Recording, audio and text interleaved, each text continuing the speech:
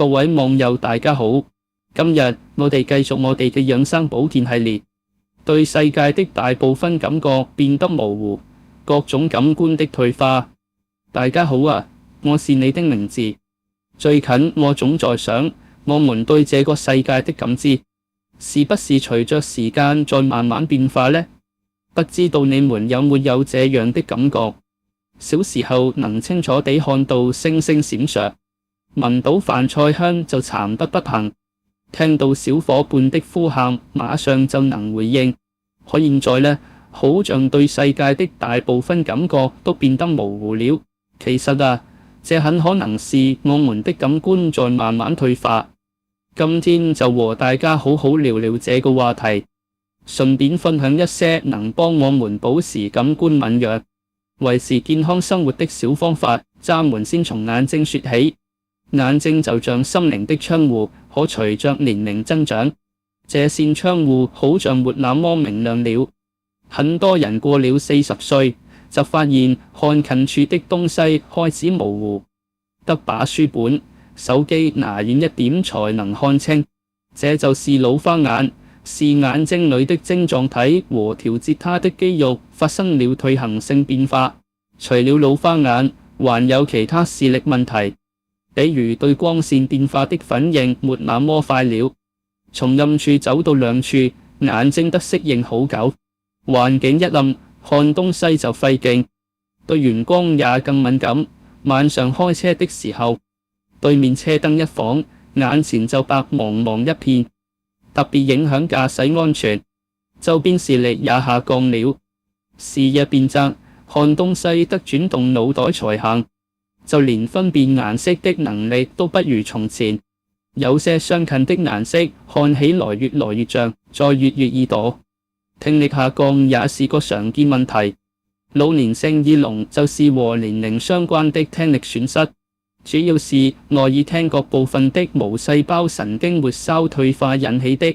很多老人抱怨聽不清別人說話，尤其是在嘈雜的環境裏，聽不清輔音，對話的時候老是聽錯或者聽不見單詞，也很難判斷聲音是從哪個方向傳來的。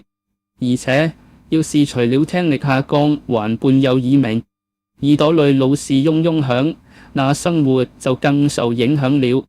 接着講講觸覺，我們平時靠觸覺感受物體的溫度、形狀、質感，可年齡大了，觸覺也會變遲鈍，皮膚裏感知輕觸的觸覺小體數量在減少，對震動和壓力敏感的環層小體也在變少。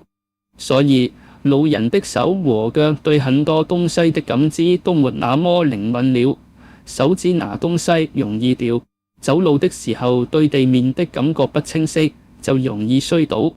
不過也有特殊情況，有些70歲以上老人的手部皮膚變薄，觸覺反而會變敏感。還有嗅覺和味覺，這兩個感官關係可緊密了。我們享受美食，很大程度上靠的是嗅覺和味覺的配合，但隨着年齡增長，這兩個感官也會退化。很多老人覺得現在的食物沒什麼味道，一灑都不香，這就是因為嗅覺和味覺變得不那麼敏銳了，再加上可能要吃各種藥，這些藥也會影響嗅覺和味覺。看到這兒，可能有人要問了，那該怎麼辦呢？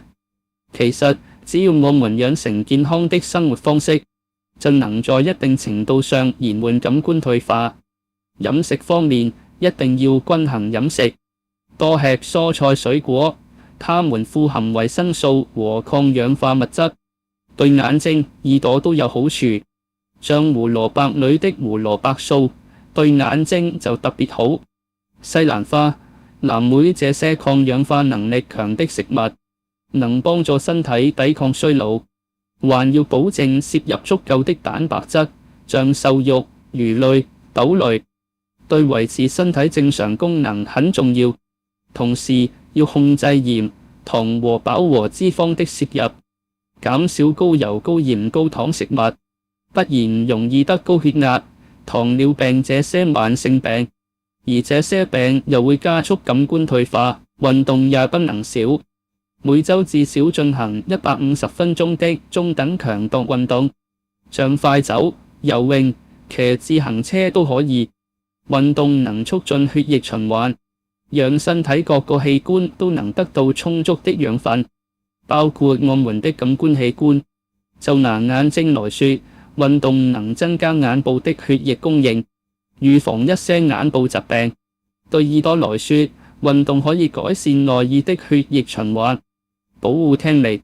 要是實在沒時間做專門的運動，平時也可以多活動活動，比如爬爬樓梯，電腦是坐電梯，提前一站下車，走一走再到家。睡眠質量也得重視，睡眠是身體自我修復的時間，睡眠不足或者睡眠質量差，會影響身體的正常代謝和功能。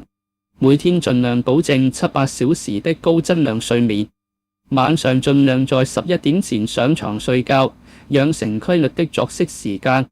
睡覺前別玩手機、電腦，這些電子設備發出的藍光會影響睡眠。可以泡個熱水澡，聽點舒緩的音樂，讓自己放鬆下來，這樣能更好地入睡。另外，還要注意保護感官，比如長時間看電腦、手機屏幕，對眼睛傷害很大。